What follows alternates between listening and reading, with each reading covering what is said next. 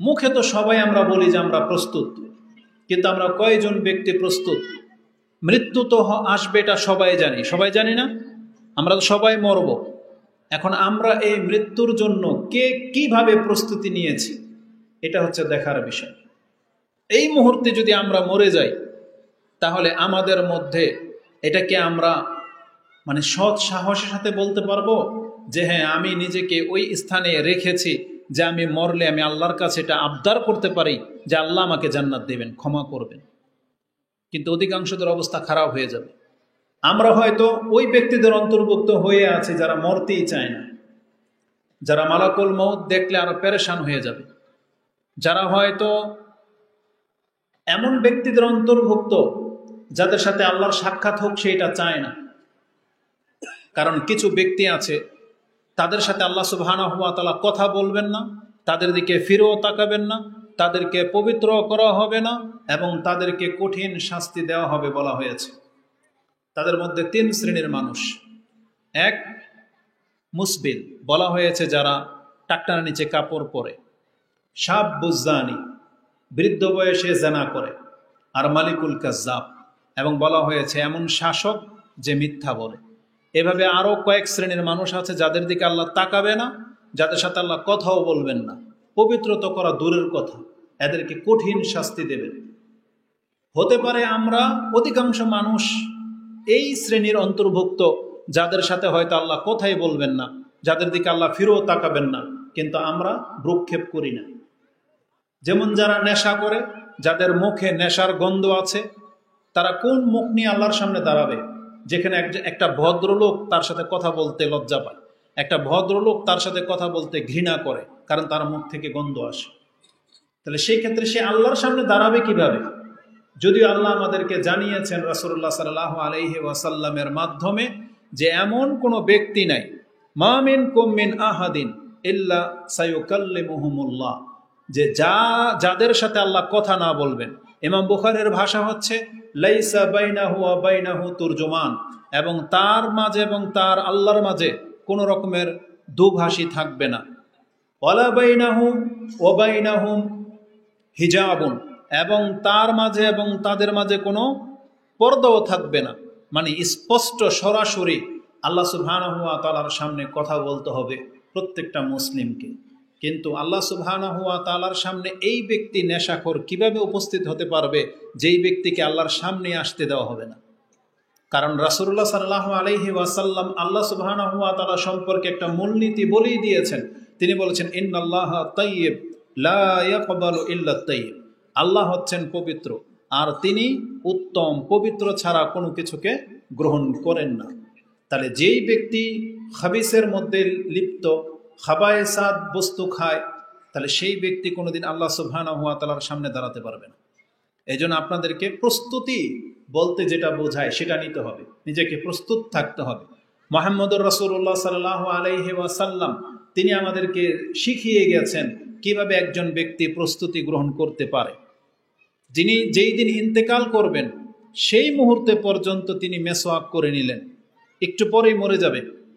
তার মৃত্যুর কিঞ্চিত পূর্ব মুহূর্তে মেসওয়াক দেখতে পেয়েছেন, তখন একটু মেসওয়াক করে নিলেন, কারণ তার রবের সাথে এখন তার সাক্ষাৎ হওয়ার সময় চলে আসছে। কিন্তু আমরা এগুলোকে কোনো ভ্রুক্ষেপ করি না।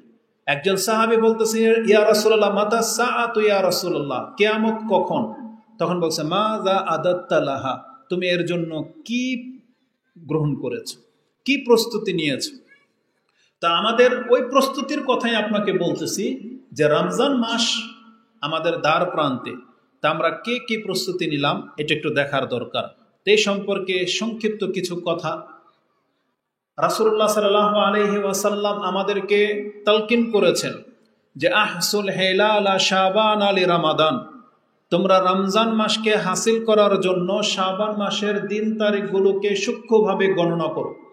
যেটা ইমাম তিরমিজি রাহিমাহুল্লাহ তার সিয়ামের অধ্যায়ে আপনি পেয়ে যাবেন। হাদিস হচ্ছে 687 পেয়ে যাবেন। আবু হুরায়রা রাদিয়াল্লাহু তাআলা আনহু তার বর্ণনাকারী, রাসূল বলেছেন আহসুল হিলালা শাবানা লিরমাদান, তোমরা রমজান মাসের জন্য শাবান মাসের তারিখগুলোকে গণনা করো। এবং আয়েশা রাদিয়াল্লাহু তাআলা আনহা তিনি বর্ণনা করেন, তার থেকে আবু দাউদ কোট করেছেন যে কানা রাসূলুল্লাহ সাল্লাল্লাহু আলাইহি ওয়াসাল্লাম ইয়াতাহাফফাজুনা মিন শাবান মা লা ইয়াতাহাফফাজু মিন গায়রি। তিনি শাবান মাসের দিনগুলোকে এমনভাবে হেফাজত করতেন, অন্য কোনো দিনকে তিনি এইভাবে হেফাজত করতেন না। কেন? কারণ তার পছন্দনীয় ছিল তিনি শাবান মাসে সিয়াম রাখতে থাকতেন। ইয়াসুমু শাবানা সুম্মা ইয়াসিলু বিহি রমাদান।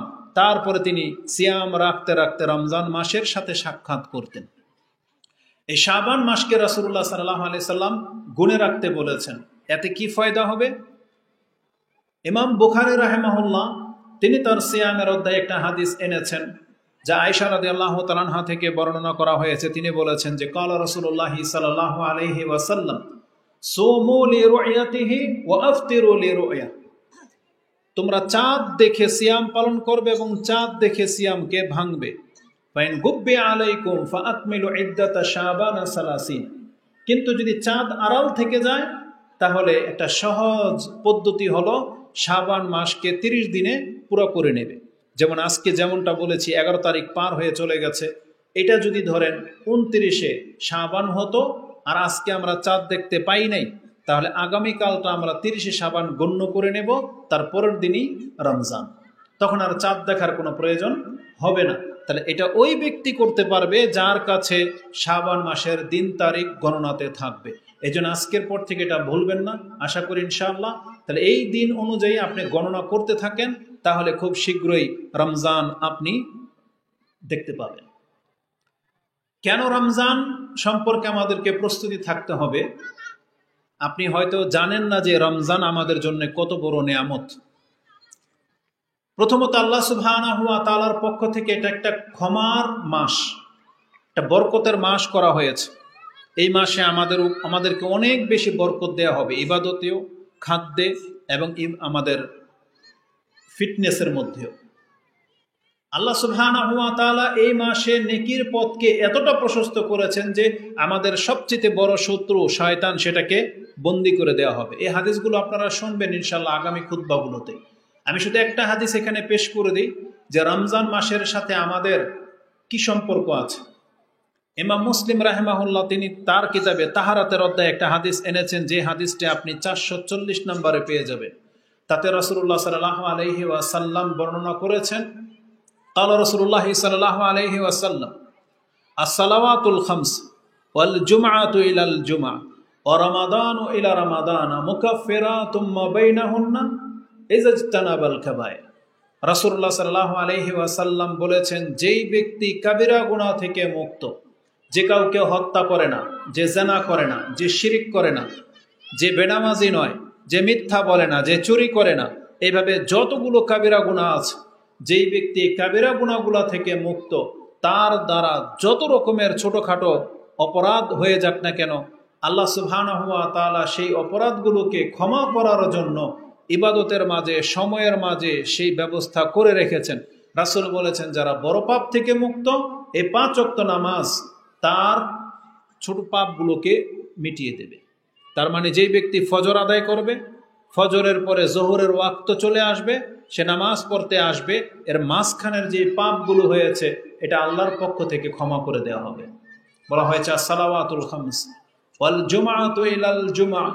গত রমজান থেকে গত জুমা নামাজ যারা আদায় করেছেন আগামী জুমা পর্যন্ত এই এক সপ্তাহের মাঝে মুসলিমদের যে অপরাধগুলো হয়, ছোটখাটো ভুল ভ্রান্তিগুলো হয়, জুমার দিন উপস্থিত হয়ে গেলে আল্লাহর পক্ষ থেকে ক্ষমা করে দেওয়া হয়। ঠিক তেমনি রাসূলুল্লাহ সাল্লাল্লাহু আলাইহি ওয়াসাল্লাম বলেছেন, রমাদান ও ইলা রমাদান, গত রমজানের যারা হক আদায় করেছেন, এই রমজানের চাঁদ উঠে যাবে আর আপনি জীবিত, তাহলে আপনি জেনে নেন আপনার মর্যাদা হলো আল্লাহ সুবহানাহু ওয়া তাআলা 1 বছরের পাপকে মাফ করে দিবেন।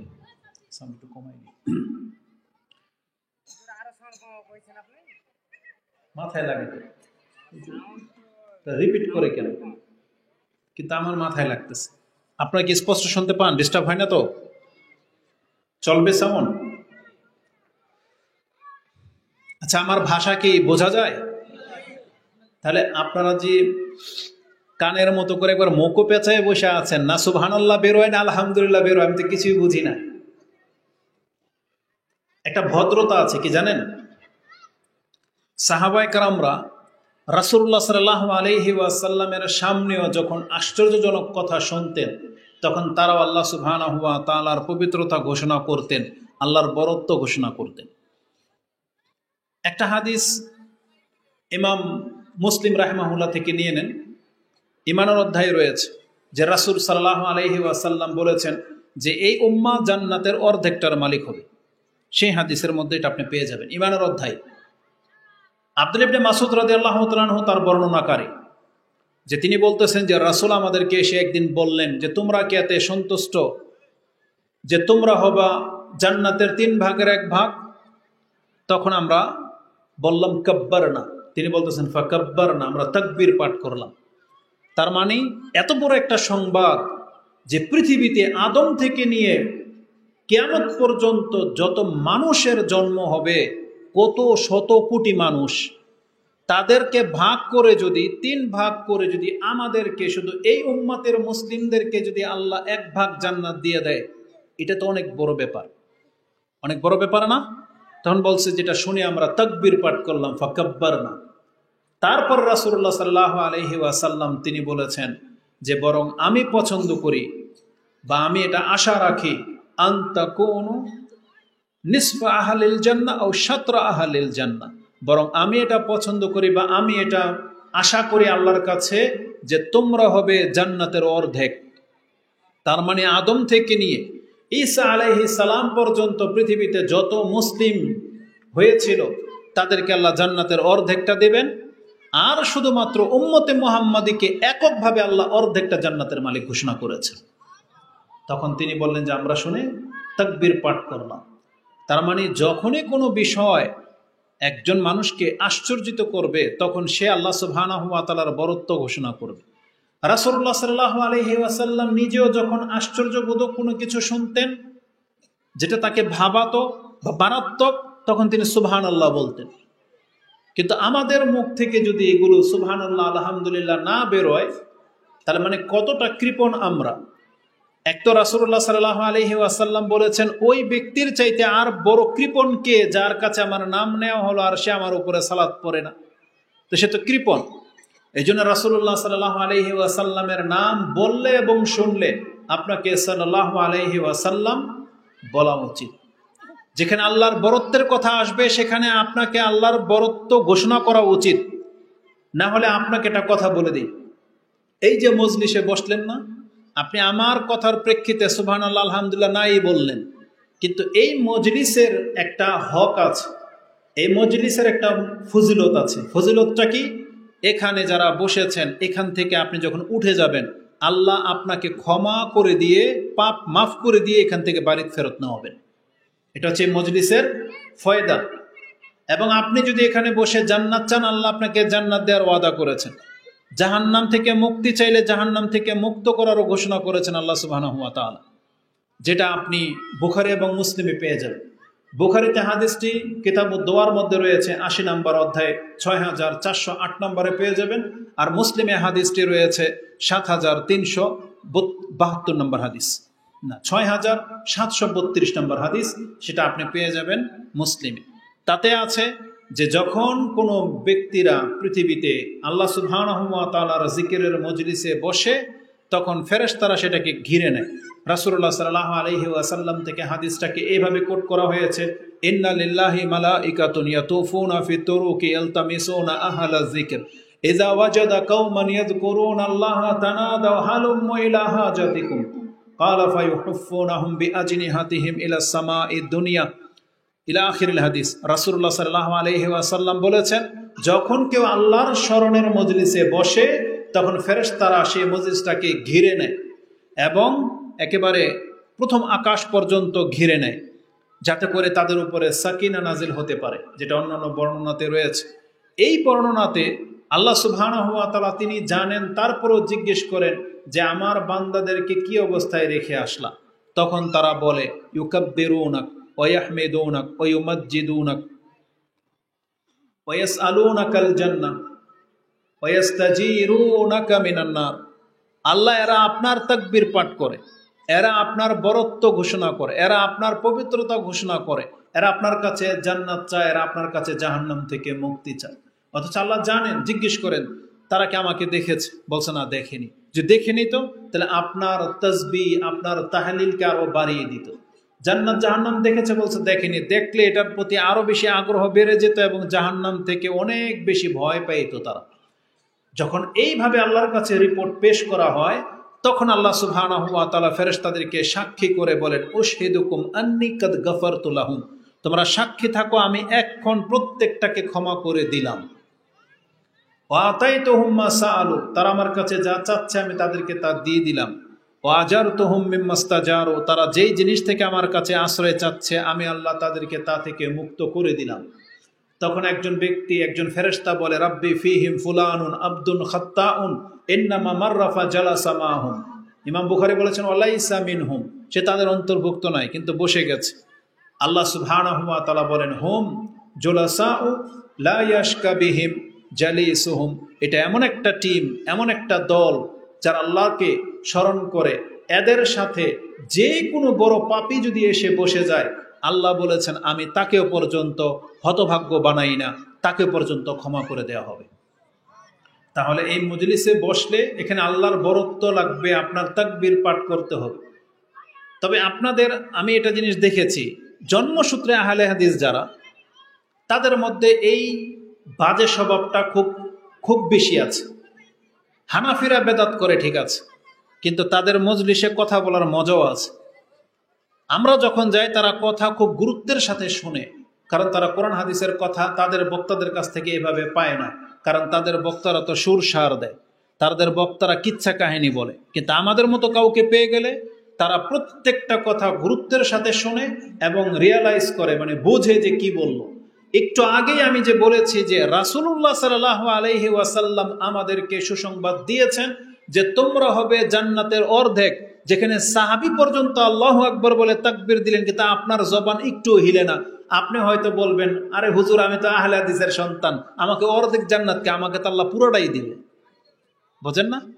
মানে আপনি তো ঠিকাদারি পেয়ে গেছেন আল্লাহ সুবহানাহু ওয়া তাআলার কাছ থেকে, যে জান্নাত তো আমাদের, যেটা আহলে হাদিসের লোক আমরা ইবাদত করি আর নাই বা করি, আল্লাহর প্রশংসা করি বা নাই বা করি, জান্নাত তো আমাদের। এই শিক্ষাই পেয়েছেন হয়তো, কিন্তু জেনে নেন এটা একটা বদ স্বভাব। অবশ্যই আপনাকে আল্লাহ সুবহানাহু ওয়া তাআলার পবিত্রতা ঘোষণা করতেই হবে, আপনাকে তাকবীর পাঠ করতেই হবে। একটা হাদিস এটার মর্ম আপনাকে বলে দিই, আপনি বললে আমার কোনো ফায়দা নেই। আপনার কি ফায়দা জানেন? রাসূলুল্লাহ সাল্লাল্লাহু আলাইহি ওয়াসাল্লাম থেকে এটাও ইমাম মুসলিম কোট করেছেন, তাহারাতের প্রথম হাদিস, যেটা আপনি 422 নম্বরে পেয়ে যাবেন। قال رسول الله صلى الله عليه وسلم الطهور شطر الإيمان والحمد لله تملأ الميزان وسبحان الله والحمد لله تملأان أو تملأ ما بين السماوات والأرض الصلاة نور والصدقة برهان والصبر ضياء والقرآن حجة لك وعليك كل الناس يغدو فبايع نفسه فموتكها وموبكها। এটা হাদিসের ফার্স্ট লাস্ট, যেটা আপনি মুসলিমের তাহারাতের প্রথম হাদিস 422 নম্বরে পেয়ে যাবেন। তাতে আমি শুধু একটা ওয়ার্ড আপনাকে দেখাতে চেয়েছি। তাতে রাসূলুল্লাহ সাল্লাল্লাহু আলাইহি সাল্লাম বলেছেন আলহামদুলিল্লাহি তামলাউল মিজান, কেউ যদি আলহামদুলিল্লাহ বলে তাহলে নেকির পাল্লা, মিজানের পাল্লা নেকি দিয়ে ভরে যায়, বুঝছেন, নেকি দিয়ে ভরে যায়। আর কেউ যদি বলে সুবহানাল্লাহি ওয়াল হামদুলিল্লাহ, এভাবে যদি আল্লাহকে স্মরণ করে, বলা হয়েছে তামলাআনে, দুইটা মিজানের পাল্লা ভরে যায়। আও তামলাউ মা বাইনাস সামাওয়াতি ওয়াল আরদ, সাত আকাশ এবং জমির মাঝে যে গ্যাপ, এই দুইটা শব্দ নেকি দিয়ে পুরো গ্যাপগুলোকে ভরে দেয়। তাহলে অবশ্যই আপনি এটাকে অন্তর থেকে বুঝে শুনে তারপরে কাজ করার চেষ্টা করবেন। কারণ আল্লাহ সুবহানাহু ওয়া তাআলার নাম, তার পবিত্রতা, তার বাক্যগুলো ছাড়া আমাদেরকে আল্লাহকে দেওয়ার মতো আর কিছু নাই। যেখানে আল্লাহ সুবহানাহু ওয়া তাআলা বলেছেন ওয়াইস্তাযানা রাব্বুকুম লা ইন শাকারতুম লা আযীদান্নাকুম ওয়া লা ইন কাফারতুম ইন্না আযাবি লাশাদীদ, তোমাদের রব তোমাদেরকে এলান করে দিয়ে তোমাদেরকে জানাচ্ছেন, তোমরা যত নিয়ামত প্রাপ্ত হয়েছো, তুমি যদি এর বিনিময়ে আল্লাহর শুকরিয়া আদায় করো, লা আযীদান্নাকুম, আমি আরো বাড়িয়ে দেব। ওয়া লা ইন কাফারতুম, যদি তুমি কুফরি করো, নাশুকরি করো, ফা ইন্না আযাবি লাশাদীদ, তবে জেনে নাও আমার শাস্তি খুব কঠিন। শুকরিয়া আদায় মানে কি? আপনাকে আল্লাহ অন্যের চাইতে অনেক বেশি ভালো রেখেছেন, অনেক সয় সম্পত্তি দিয়েছেন, সুস্থ রেখেছেন, সন্তান দিয়েছেন, সম্পত্তি দিয়েছেন। আপনি আল্লাহ সুবহানাহু ওয়া তাআলার এগুলোর কৃতজ্ঞতা কিভাবে আদায় করবেন? শুধু জাস্ট মনে হলে আপনি একবার বলবেন আলহামদুলিল্লাহ, তাতে আল্লাহ সুবহানাহু ওয়া তাআলা সন্তুষ্ট। আপনার একবার আলহামদুলিল্লাহ বলাতে আপনার যত নিয়ামত আল্লাহর কাছ থেকে আপনি পেয়েছেন, যেমন আল্লাহ বলতেছেন তাহলে তোমার এই নিয়ামতের চাইতে উত্তম হচ্ছে তোমার এই বাক্য আলহামদুলিল্লাহ, যেটা আল্লাহকে সন্তুষ্ট করে দেয়।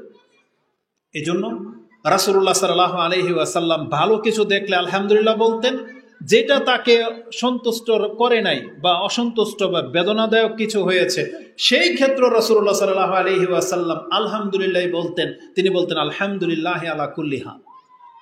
তার মানে আলহামদুলিল্লাহকে তিনি ছাড়েননি। এই জন্য নিজের সন্তান মরে গেল যদি কেউ আলহামদুলিল্লাহ বলতে পারে বা আল্লাহ সুবহানাহু ওয়া তাআলার প্রশংসা করতে পারে, তার জন্য জান্নাতে একটা বাড়ি বানানো হবে যার নেম প্লেট হবে বাইতুল হামদ বা প্রশংসার বাড়ি। কি মনে করে? তার মানে যে কোনো অবস্থাতে আল্লাহ সুবহানাহু ওয়া তাআলার শুকরিয়া আদায় করার বাক্যগুলো আমাদেরকে শিখতে হবে, জানতে হবে, এতে আল্লাহ সন্তুষ্ট হয়ে যান। আল্লাহ আমাদেরকে তৌফিক দান করুন। তো বলতে চেয়েছিলাম যে শাবান মাস আমাদেরকে এই মাসের এই তারিখগুলোকে গণনা করতে হবে। রমজানের জন্য প্রস্তুতির ব্যাপার রয়েছে। কিভাবে আপনি নিজেকে প্রস্তুত করবেন? প্রথম কাজ আপনার 5 ওয়াক্ত সালাতকে ঠিক করে। দ্বিতীয়ত আপনার নেশার অভ্যাস থাকলে এগুলোকে এখন থেকে পরিহার করার চেষ্টা করেন। তারপরে তৃতীয় কাজ হলো আপনি অধিক মাত্রায় সিয়াম রেখে নিজেকে অভ্যস্ত করে তোলেন। এটা রাসূলুল্লাহ সাল্লাল্লাহু আলাইহি ওয়াসাল্লামের সুন্নাহ। তিনি এত বেশি সিয়াম রাখতেন এই শাবান মাসে। একটা হাদিস শুধু এই মর্মে পেশ করব। আয়েশা রাদিয়াল্লাহু তাআলা আনহা থেকে ইমাম মুসলিম কোট করেছেন, যেটা আপনি সিয়ামের অধ্যায় 2637 নম্বর হাদিসের মধ্যে পেয়ে যাবেন। তিনি রাসূলুল্লাহ সাল্লাল্লাহু আলাইহি সাল্লাম বলেন, আয়েশা রাদিয়াল্লাহু তাআলা আনহা তিনি বলেন, কানা রাসূলুল্লাহ সাল্লাল্লাহু আলাইহি ওয়াসাল্লাম ইয়াসুমুনা শাবানা কুল্লা কানা ইয়াসুমু শাবানা ইল্লা কালিলা। মানে তিনি নিজেই ব্যাখ্যা করে বলেছেন যে রাসূলুল্লাহ সাল্লাল্লাহু আলাইহি ওয়াসাল্লাম পুরো শাবান মাস জুড়ে সিয়াম রাখতেন। তার মানে তিনি কিছু সিয়াম শুধু ছেড়ে দিতেন, বাকি পুরো শাবান মাস জুড়েই রাসূলুল্লাহ সাল্লাল্লাহু আলাইহি সাল্লাম সিয়াম পালন করতেন। ইবনে মাজাতে যদিও একটা হাদিস রয়েছে যে রাসূলুল্লাহ সাল্লাল্লাহু আলাইহি সাল্লাম বলেছেন, লাস সিয়ামা ইযা নিসফি মিন শাবান লা সিয়ামা। এই মর্মে একটা হাদিস যেটা আছে ইবনে মাজাতে আছে যে 15 শাবানের পরে আর সিয়াম নেই। ওটা মূলত রাসূলুল্লাহ সাল্লাল্লাহু আলাইহি সাল্লাম হারাম বা নিষিদ্ধ করার অর্থে বলেননি, কারণ তার আমল থেকে যেটা পাওয়া যায় যে তিনি পুরো শাবান মাস জুড়ে সিয়াম পালন করতেন। শুধুমাত্র আপনি ইয়ৌমে শাক, যেটা যেমন 28, 29 শাবান, সেই শেষের 2 দিন আপনি পালন করবেন না। তার আগ মুহূর্ত পর্যন্ত আপনি যত খুশি সিয়াম পালন করার অনুমতি আপনার রয়েছে। আর যেহেতু আপনারা 15 শাবান শবে বরাত পালন করেন না, তো সেই ক্ষেত্রে ওই দিকে আমরা আর যাচ্ছি না, যেটা আপনারা এই বিদাত থেকে মুক্ত। তবে শুধু এতটুকু কথা বলে দিই যে এই শাবান মাসের 15 তারিখ রাত সম্পর্কে একটা হাদিস আছে যেটা নাসিরউদ্দিন আলবানী হাসান বলেছেন, মানে গ্রহণযোগ্যতায় পৌঁছেছে তার কাছে। আবু মুসা আশআরী রাদিয়াল্লাহু তাআলা আনহু থেকে হাদিসটি বর্ণনা করা হয়েছে এবং মুআজ বিন জাবল থেকে ইবনে হিব্বান তিনি তার কিতাবে উল্লেখ করেছেন। আর আবু মুসা আশআরী থেকে ইমাম মাজা তিনি তার কিতাবে উল্লেখ করেছেন, যেটা আপনি 1390 নম্বর হাদিসে পেয়ে যাবেন, যে যখন 15 শাবানের রাত আসে, ইয়াত্তালিউল্লাহ ফি জামিই খালকিহি, আল্লাহ তিনি এই রাতে পৃথিবীর দিকে তাকান, বিশেষ রহমতের দৃষ্টি দেন বা তাকান। ফায়াগফিরু জামিই খালকিহি, তখন আল্লাহ সমস্ত সৃষ্টিকে ক্ষমা করে দেন, ইল্লা মুশরিকিন আও মুশাহিনিন, তবে যেই ব্যক্তি শিরিক করে তাকে ক্ষমা করা হয় না, আর যেই ব্যক্তি তার ভাইয়ের সাথে শত্রুতা রাখে তাকেও ক্ষমা করা হয় না। এই হাদিসটাকে হাসান পর্যন্ত আনা হয়েছে, কিন্তু এই হাদিসের মধ্যে কোনো আমল করার কথা নাই। এটা হচ্ছে আল্লাহর পক্ষ থেকে এক্সট্রা একটা গিফট, যে 15 শাবানের রাতে আল্লাহ সুবহানাহু ওয়া তাআলা তাওহীদবাদীদেরকে ক্ষমা করে দেন, কিন্তু শর্ত হলো শত্রুতা মুক্ত থাকতে হবে, বিদ্বেষ মুক্ত থাকতে হবে। তাহলে এই হাদিসকে যদি হাসান হিসেবে গ্রহণ করা হয়, তাহলে আমাদের কাছে 2টা জিনিস স্পষ্ট, আমাদেরকে শিরিক মুক্ত হতে হবে এবং আমাদেরকে বিদ্বেষ মুক্ত হতে হবে, হিংসা বিদ্বেষ মুক্ত হতে হবে। তাহলে আমাদের হাতে সময় আর 3 দিন। এই 3 দিনের মধ্যে আপনারা যদি শিরিক করেন না, তার মানে দ্বিতীয়টা তাহলে ঠিক করে নেন, কারোর সাথে শত্রুতা থাকলে এখন সেটাকে ভেঙে দেন, এখন আপনি ক্ষমা চেয়ে নেন, ক্ষমা করে দেন, তাহলে আপনার জন্য ক্ষমা প্রস্তুত হয়ে আছে। আর এটার জন্য 15 শাবান পর্যন্ত অপেক্ষা করতে হবে না, বরং ইমাম মুসলিম রাহিমাহুল্লাহ তিনি তার কিতাবে হাদিস এনেছেন যে এটাও কিতাবুল বিররি ওয়াস সিলা 46 নম্বর অধ্যায়ে এনেছেন যে প্রত্যেক সোমবার এবং প্রত্যেক বৃহস্পতিবার আল্লাহ আমাদেরকে ক্ষমা করে থাকেন, প্রত্যেক সোমবার এবং বৃহস্পতিবার। যারা শবরাত পালন করে তাদের ক্ষেত্রে এটাকে হাদিস হিসেবে পেশ করবেন, দলিল হিসেবে পেশ করবেন যে রাসূলুল্লাহ সাল্লাল্লাহু আলাইহি ওয়াসাল্লাম বলেছেন, তুফতাহু আবওয়াবুল জান্নাহ ওয়া তুরাদু আমালুন নাস ইয়াউমুল ইসনাইনি ওয়া ইয়াউমুল খামিস ফায়াগফিরুল্লাহু জামিই খালকিহি ইল্লা বা ফায়াগফিরুল্লাহ মান লা ইউশরিকু বিল্লাহি শাইআন ইল্লা রাজুলাইনি কানা বাইনাহু ওয়া বাইনা আখিহি শানা ফায়ুকাল, আল্লাহ বলেন আনজিরু হাযাইনি হাত্তা ইয়াস্তালিহা, আনজিরু হাযাইনি হাত্তা ইয়াস্তালিহা।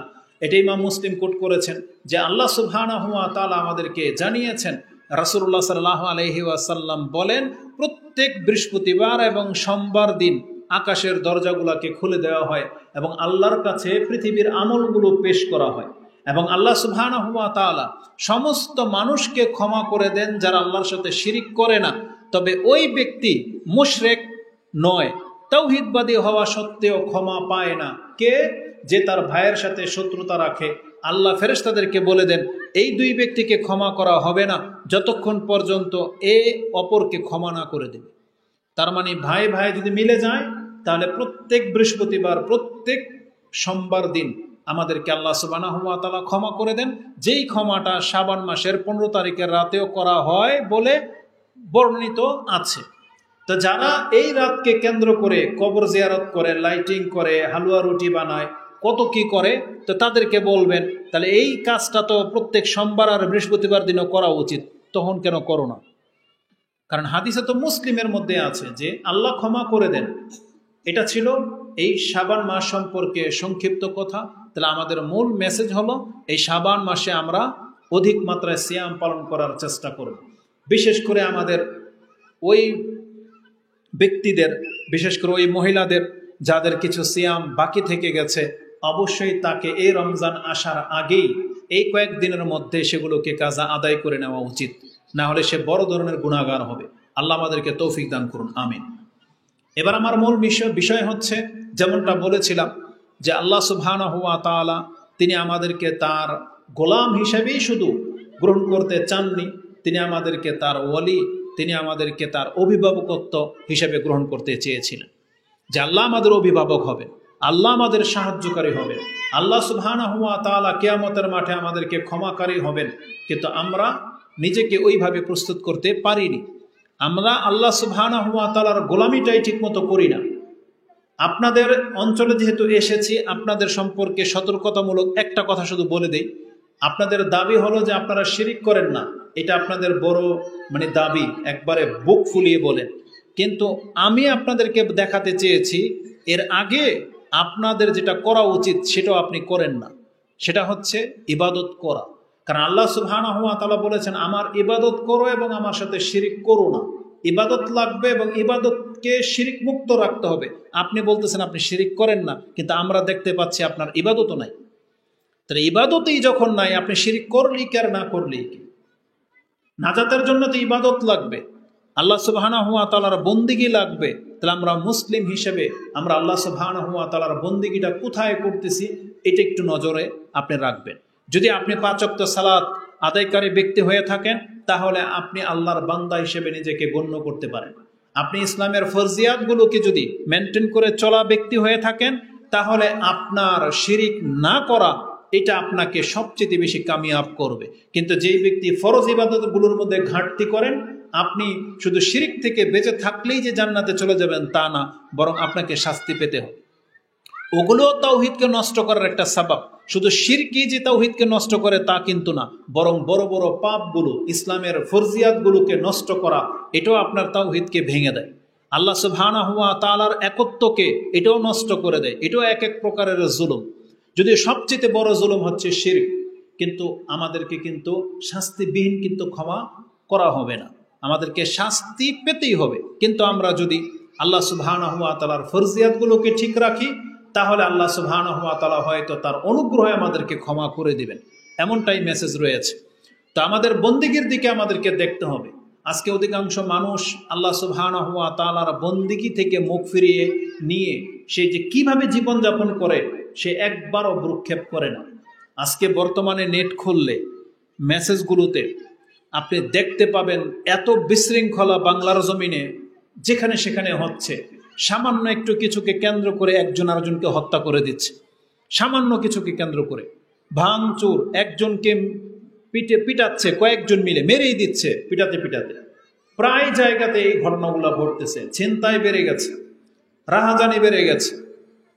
কিন্তু আল্লাহ সুবহানাহু ওয়া তাআলা আমাদেরকে তো এমনটা দেখতে চাননি। একজন মুসলিমকে শিক্ষা দেওয়া হয়েছে যে একজন মুসলিম আরেকজন মুসলিমের কাছে তার রক্ত, তার সম্মান, তার মান কতটা মূল্যবান। রাসূলুল্লাহ সাল্লাল্লাহু আলাইহি ওয়াসাল্লাম তিনি বিদায় হজের খুতবায় আমাদেরকে সতর্ক করে বলে গিয়েছিলেন, আলা লা তারজিউ বাদি দুল্লালান আও কুফফারান ইয়াদরিবু রিকাবা বাদিকুম রিকাবা বাদ। দেখো তোমরা আমার পরে তোমরা কুফরির দিকে ফিরে যেও না, আমার পরে তোমরা আমার পথভ্রষ্টের পথ ধরে নিও না, যে তোমরা একে অপরকে আঘাত করবে, একে অপরকে হত্যা করবে আর করে তোমরা গুমরা হবে, এমনটা তোমরা হয়েও না। আমাদেরকে কঠিনভাবে নিষেধ করা হয়েছে। কিন্তু উগ্রতা আমাদের মধ্যে এত ব্যাপকভাবে বেড়ে গেছে যে কেউ কাউকে এখন জমা খরচ দিয়ে চলেন না। অথচ রাসূলুল্লাহ সাল্লাল্লাহু আলাইহি ওয়াসাল্লাম বলেছেন, ইন্না দিমাউকুম ওয়া আমওয়ালুকুম ওয়া আরাদাকুম হারামুন কাহুরমাতি ইয়াউমিকুম হাযা ওয়া ফি শাহরিকুম হাযা ওয়া ফি বালাদিকুম হাযা। রাসূলুল্লাহ সাল্লাল্লাহু আলাইহি ওয়াসাল্লাম তিনি মক্কা নগরীতে হুদুদে হারামের মধ্যে থেকে বলেছিলেন এটা, যে এই মক্কা ঘর যতটা সম্মানিত, এই জিলহজ মাস যতটা সম্মানিত, এই কুরবানির দিন যতটা সম্মানিত, একজন মুসলিমের ইজ্জত, একজন মুসলিমের সম্পদ, একজন মুসলিমের রক্ত ওই রকমের সম্মানিত। হারামুন আলাইকুম, তোমাদের উপরে এটা হারাম করা হয়েছে। কিন্তু কে শুনে তার ধর্মের কথা? সে তার বিবেক মোতাবেক চলে। এটা মূলত কোরআন হাদিস ওয়ালাদের আচরণ হইতে পারে না। অবশ্যই কোরআন হাদিস ওয়ালাদের আচরণ হবে কোরআন এবং সুন্নাহ মোতাবেক। এজন্য আমাদেরকে শুধরাতে হবে, আমাদের চরিত্রকে ঠিক করতে হবে। আল্লাহ সুবহানাহু ওয়া তাআলা আমাদেরকে নাজাতের পথ দেখিয়েছেন, আমাদেরকে সেই পথ অবলম্বন করতে হবে। কোরআনে আল্লাহ সুবহানাহু ওয়া তাআলা আমাদেরকে ইস্তিগফারের দিকে ডেকেছেন। আমাদেরকে বলা হয়েছে তোমরা ইস্তিগফার করো। অধিক মাত্রায় আমাদেরকে আল্লাহর কাছে ইস্তিগফার করা উচিত। তাহলে আমাদের পাপগুলো হয়তো আল্লাহ সুবহানাহু ওয়া তাআলা ক্ষমা করবেন। কোরআনে আল্লাহ সুবহানাহু ওয়া তাআলা আমাদেরকে বলেছেন, ওয়াস্তাগফিরিল্লাহ ইন্নাল্লাহা কানা গফুরার রাহিমা। তোমরা আল্লাহর কাছে ক্ষমা চাও, কেননা তিনি হচ্ছেন ক্ষমাশীল এবং দয়াবান। যেটা আপনি সূরা নিসার 106 নম্বর আয়াতে পেয়ে যাবেন। আল্লাহ আমাদেরকে ক্ষমা চাইতে বলেছেন, আর এটা আমাদের পূর্বে আমাদের নবী মুহাম্মদুর রাসূলুল্লাহ সাল্লাল্লাহু আলাইহি ওয়াসাল্লামকে শুরু থেকে এই আদেশ করে আসছেন। এমনকি জীবনের শেষ মুহূর্তেও এটাই ছিল রাসূলুল্লাহ সাল্লাল্লাহু আলাইহি ওয়াসাল্লামের প্রতি আদেশ যে আপনি ইস্তিগফার করুন, ক্ষমা চান। যেটা আপনি সূরা নাসর সর্বশেষ সূরা হিসেবে নাজিল হয়েছে, তাতে আল্লাহ বলেছেন, ফাসাব্বিহ বিহামদি রাব্বিকা ওয়াস্তাগফির ইন্নাহু কানা তাওয়াবা। যে আপনি আপনার দায়িত্ব পুরো হয়ে গেছে, এখন আপনার রবের পবিত্রতা ঘোষণা করুন এবং নিজের জন্য শুধু ক্ষমা চাইতে থাকেন, ইস্তিগফার করুন। রাসূলুল্লাহ সাল্লাল্লাহু আলাইহি ওয়াসাল্লাম এই আয়াতগুলোকে তার জীবনে এমনভাবে বাস্তবায়ন করেছেন যে একই বৈঠকে 100 বার করে তিনি আল্লাহর কাছে ক্ষমা চাইতেন। ইবনে ওমর রাদিয়াল্লাহু তাআলা আনহুমা তিনি বলেন, লানাউদ্দু লিরাসূলিল্লাহি সাল্লাল্লাহু আলাইহি ওয়াসাল্লাম ফিল মাজলিসিল ওয়াহিদি ক্বাবলা আন ইয়াকুম আস্তাগফিরুল্লাহ ওয়া আতুবু ইলাইহি। তিনি বলতেন, আল্লাহ আমি তোমার কাছে ক্ষমা চাচ্ছি এবং তোমার কাছে তওবা করতেছি। এবং তিনি বলতেন, রাব্বিগফিরলি ওয়া তুব আলাইয়া ইন্নাকা আনতাত তাওয়াবুর রাহিম, 100 বার করে একই বৈঠকে। অথচ আমরা সারা দিন পার হয়ে চলে যাই, আমরা একবার আল্লাহর কাছে ক্ষমা চাই না। রাসূলুল্লাহ সাল্লাল্লাহু আলাইহি ওয়াসাল্লাম জীবনের শেষ নিঃশ্বাস যখন ত্যাগ করেন, তখন তিনি আল্লাহর কাছে ক্ষমা চেয়ে ইন্তেকাল করেছিলেন। তিনি বলেছিলেন, রাব্বিগফিরলি ওয়ারহামনি আল্লাহুম্মা আলহিকনি বিরাফিকিল আলা।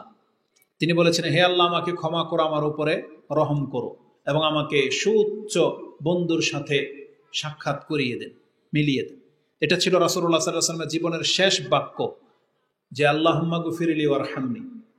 কেন? অথচ তার কোনো পাপ নাই। তার সমস্ত পাপকে আল্লাহ সুবহানাহু ওয়া তাআলা তার ইন্তেকালের বহু আগেই ক্ষমা করে দিয়েছেন। তারপরেও তিনি প্রতিনিয়ত আল্লাহর কাছে ক্ষমা চাইতেন, ইস্তেগফার করতেন। কেন?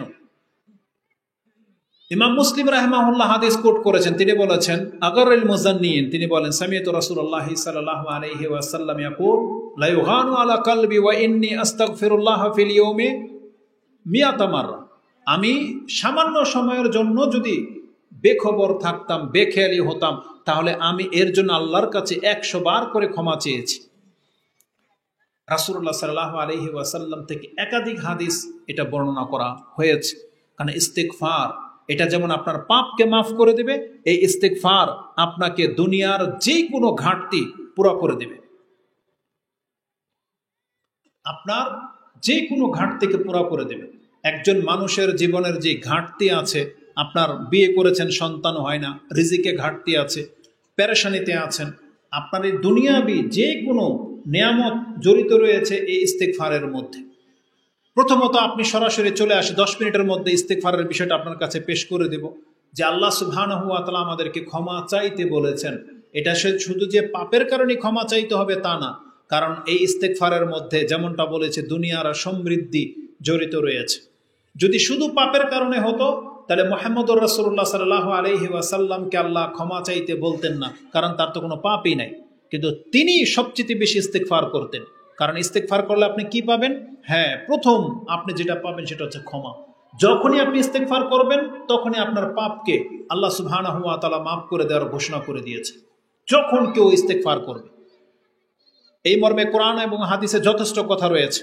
কোরআনে আল্লাহ সুবহানাহু ওয়া তাআলা বলেছেন কাফেরদের সম্পর্কে, আফালা ইয়াতুবুনা ইলাল্লাহি ওয়া ইস্তাগফিরুনা আল্লাহু গফুরুর রহিম, যে তারা কি আল্লাহর কাছে তওবা করে ফিরে আসবে না, তারা কি আল্লাহর কাছে ক্ষমা চাইবে না, আল্লাহু গফুরুর রহিম, অথচ আল্লাহ সুবহানাহু ওয়া তাআলা হচ্ছেন ক্ষমাশীল এবং দয়াবান, যেটা আপনি সূরা মাইদা 5 নম্বর সূরার 74 নম্বর আয়াতে পেয়ে যাবেন। এখানে বড় বড় কাফেরদেরকে ডাকা হয়েছে যে তারাও যদি ক্ষমা চাইতো তাদেরকেও ক্ষমা করে দেওয়া হতো। হাদিসে কুদসি ইমাম মুসলিম রাহিমাহুল্লাহ থেকে, এটাও কিতাবুল বিররি ওয়াস সিলা, যেটা আপনি 6466 নম্বর হাদিসে পেয়ে যাবেন। তাতে রাসূলুল্লাহ সাল্লাল্লাহু আলাইহি ওয়াসাল্লাম আল্লাহ থেকে এই হাদিস বর্ণনা করেছেন। আল্লাহ সুবহানাহু ওয়া তাআলা বলেন, ইয়া ইবাদি ইন্নাকুম তুখতিউনা বিল-লাইলি ওয়ান-নাহার ওয়া আনা আগফিরুয যুনুবা জামিয়া। হে আমার বান্দারা, তোমরা রাত দিন অসংখ্য পাপে জড়িত থাকো, আর আমি আল্লাহ সমস্ত পাপগুলোকে ক্ষমা করে থাকি। ফাস্তাগফিরুনি, অতএব তোমরা আমার কাছে ক্ষমা চাও, আগফির লাকুম, তাহলে আমি তোমাদেরকে ক্ষমা করে দেব। তার মানে যেই ব্যক্তি ক্ষমা চাইবে তাকে ক্ষমা করে দেওয়া হবে। এটা হচ্ছে ইস্তেগফারের সবচেয়ে বড় ফায়দা। দ্বিতীয় ফায়দা যেটা, এই দুনিয়াতে আমাদের দ্বারা না চাইতো পাপ হয়ে যাচ্ছে, কিন্তু একজন ব্যক্তি যদি চান যে এই দুনিয়ায় আমি টিকে থাকবো, এই দুনিয়াটা আমাদেরকে নিয়ে টিকে থাক, আল্লাহর কোনো আযাব গজব না আসুক, তাহলে আমাদেরকে এই পুরো জাতিটাকে বেশি বেশি ইস্তেগফার করতে হবে, আল্লাহর কাছে ক্ষমা চাইতে হবে। প্রত্যেক ব্যক্তি পর্যায়ে ক্ষমা চাইতে হবে, রাষ্ট্রের নায়ককে ক্ষমা চাইতে হবে, প্রত্যেকটা সেক্টরের মানুষকে ক্ষমা চাইতে হবে। তাতে কি হবে? আল্লাহ সুবহানাহু ওয়া তাআলা বলেছেন, আল্লাহর নিজের অবস্থা আমাদের কাছে ব্যক্ত করতেছেন, আল্লাহর সুন্নাহ কি, আল্লাহর নিয়ম কি। আল্লাহ সুবহানাহু ওয়া তাআলা বলেছেন, যেই জাতি বেশি বেশি ইস্তেগফার করে আমি আল্লাহ সেই জাতিকে ধ্বংস করে দেব না, যেটা আপনি সূরা আনফাল 8 নম্বর সূরার 33 নম্বর আয়াতে পেয়ে যাবেন। আল্লাহ বলেছেন, মা কানা আল্লাহু লিউআযযিবাহুম ওয়া আনতা ফীহিম ওয়া মা কানা আল্লাহু মুআযযিবাহুম ওয়া হুম ইস্তাগফিরুন। আপনার রব এমন নন যে যেই জাতি আমার কাছে ক্ষমা চায় আর আমি তাদেরকে হালাক করে দেব, এমনটা হতে পারে না। তার মানে আমরা যদি বেঁচে থাকতে চাই তাহলে আমাদেরকে আল্লাহর কাছে ক্ষমা চাইতেই হবে। ক্ষমা চাইলে দুনিয়ার বালা মুসিবত ঠেকে যায়। এবং আমাদের মা বোনদেরকে নাজাতের সবচেয়ে সহজ পথ বলা হয়েছে এই ইস্তেগফার। ইমাম মুসলিম রাহিমাহুল্লাহ এটাও তিনি তার ঈমানের অধ্যায়ে এনেছেন যে রাসূলুল্লাহ সাল্লাল্লাহু আলাইহি ওয়াসাল্লাম বলেছেন, ইয়া মাশারান নিসাই তাসাদ্দাকনা ওয়া আকসিরনাল ইস্তিগফার ফা ইন্নী রাআইতুকুন্না আকসারা মিন আহলিন নার। হে মহিলা সমাজ, আমি তোমাদেরকে সবচেয়ে বেশি জাহান্নামে দেখেছি। এটা বলে রাসূলুল্লাহ সাল্লাল্লাহু আলাইহি ওয়াসাল্লাম বাঁচার পথও বলে দিলেন। সেটা কি বলা হয়েছে? তাসাদ্দাকনা, তোমরা দান সাদাকা করো। দান সাদকার ক্ষেত্রে আল্লাহ অধিক মাত্রায় বলেন নাই, কিন্তু ইস্তেগফারের ক্ষেত্রে বলছে ওয়া আকসিরনাল ইস্তিগফার, তোমরা অধিক মাত্রায় ইস্তেগফার করো, আল্লাহর কাছে ক্ষমা চাও। যেহেতু মহিলাদেরকে দান করার কথা বলা হয়েছে, সাধারণত তাদের কাছে এত সম্পত্তি থাকে না, এই জন্য তাদেরকে অধিক মাত্রায় বলা হয়নি। যতটুকু পারবে সে তার সাধ্য অনুযায়ী প্রতিদিন প্রতিনিয়ত দান সদকা করবে। তাহলে এটা করলে কি হবে? জাহান্নামের আগুন থেকে সে বেঁচে যেতে পারবে। আর যারা একেবারেই ক্ষমতা রাখে না, তাহলে মানে আরেকটা পথ হচ্ছে সে অধিক মাত্রায় ইস্তেগফার করা। তার মানে ইস্তেগফার করলে শুধু যে মহিলাদেরকে ক্ষমা করা হবে তা না, বরং যেই কোনো ব্যক্তি তার জীবনে ইস্তেগফারটাকে সবচেয়ে বেশি জমা করতে পারবে, এই ব্যক্তির জন্যই হচ্ছে কল্যাণ। এই মর্মে ইবনে মাজাতে একটা হাদিস রয়েছে যে রাসূলুল্লাহ সাল্লাল্লাহু আলাইহি ওয়াসাল্লাম বলেছেন, তওবা লিমান ওয়াজাদা ফি সাহিফাতিহি ইস্তিগফারান কাসীরা। ওই ব্যক্তির জন্য তওবা, যেই ব্যক্তি তার আমলনামার মধ্যে অধিক মাত্রা ইস্তেগফার জমা করতে পেরেছে, মানে আল্লাহর কাছে এসে যদি বলে বারবার আস্তাগফিরুল্লাহ বা আল্লাহুম্মা গফিরলি, রব্বি গফিরলি, এই শব্দগুলো যে যত বেশি জমা করতে পারবে তার জন্য বলা হয়েছে তওবা। তওবা মানে সুসংবাদ হয়, আবার তওবা মানে হচ্ছে জান্নাতের এমন একটা জায়গার নাম, এমন একটা সম্পদের নাম, এমন একটা গাছের নাম যেখান থেকে আপনাকে জান্নাতের নেয়ামত দেওয়া হবে, যা চাইবেন তা দেওয়া হবে। ওটাই হচ্ছে তওবা, যেটা সূরা রদের একটা আয়াতের মধ্যে উল্লেখ করা হয়েছে। আল্লাহ সুবহানাহু ওয়া তাআলা আমাদেরকে ইস্তিগফার করতে বলেছেন। ইস্তিগফার করলে আপনাকে ক্ষমা করা হবে, ইস্তিগফার করলে আপনি জাহান্নামের আগুন থেকে বেঁচে যেতে পারবেন, ইস্তিগফার করলে দুনিয়ার বালা মুসিবত থেকে যাবে।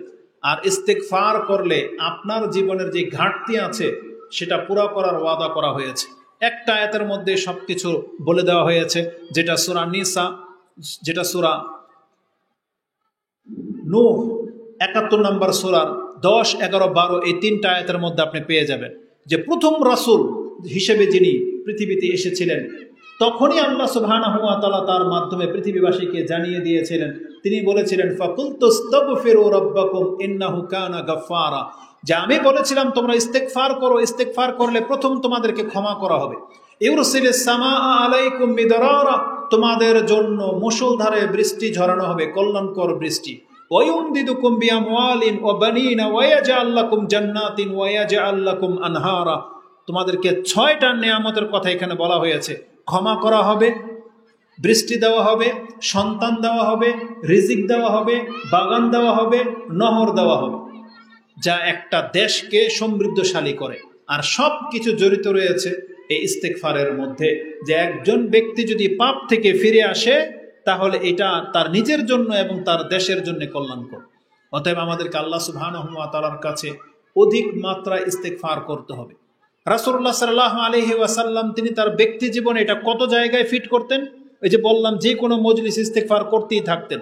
তারপর আপনি লক্ষ্য করে দেখেন, নামাজ এমন একটা ইবাদত, নামাজের শুরু থেকে শেষ পর্যন্ত ইস্তেগফারের মাত্রাই সবচেয়ে বেশি।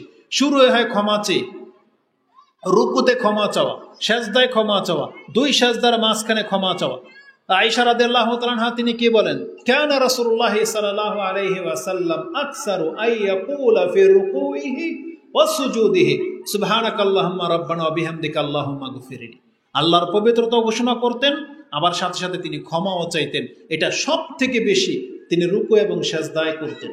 তাহলে রুকু সেজদায় ক্ষমা, 2 সেজদার মাঝে রব্বিগ ফিরিলি রব্বিগ ফিরিলি রব্বিগ ফিরিলি বলতেই থাকতেছেন, তাহলে ক্ষমা। এমনকি রাসূলুল্লাহ সাল্লাল্লাহু আলাইহি ওয়াসাল্লাম নামাজ শেষ করে দিলেন, সালাম ফিরিয়ে দিলেন, প্রথম তার মুখ থেকে যে বাক্যগুলো উচ্চারণ হতো সেটা হচ্ছে আস্তাগফিরুল্লাহ আস্তাগফিরুল্লাহ আস্তাগফিরুল্লাহ। তার মানে সব কিছুর মধ্যে ক্ষমা। কেন? কারণ ক্ষমা আল্লাহর কাছে চাইলে আপনি আল্লাহ সুবহানাহু ওয়া তাআলার কাছে সব কিছুই পাবেন। ক্ষমা পাবেন, দুনিয়াতে বরকত পাবেন, এবং কিয়ামতের মাঠে জাহান্নাম থেকে মুক্ত হওয়ার একটা সাবাব পাবেন। তা আমাদেরকে আল্লাহ সুবহানাহু ওয়া তাআলার কাছে ক্ষমা চাইতে হবে। এখানে যেই জন্য এই আয়োজন করা হয়েছে, আমাকে বলা হয়েছে যে মসজিদের জন্য আদায় করার কথা। আপনারা যদি ইতিপূর্বে দান না করে থাকেন তাহলে ওনাদের দাবি অনুযায়ী আমি বলবো যে যে যতটুকু পারেন আল্লাহ সন্তুষ্টির জন্য আপনারা দান করেন, যেহেতু আমাদের বলা হয়। আর এটা অবশ্যই কল্যাণকর একটা বিষয়। একটু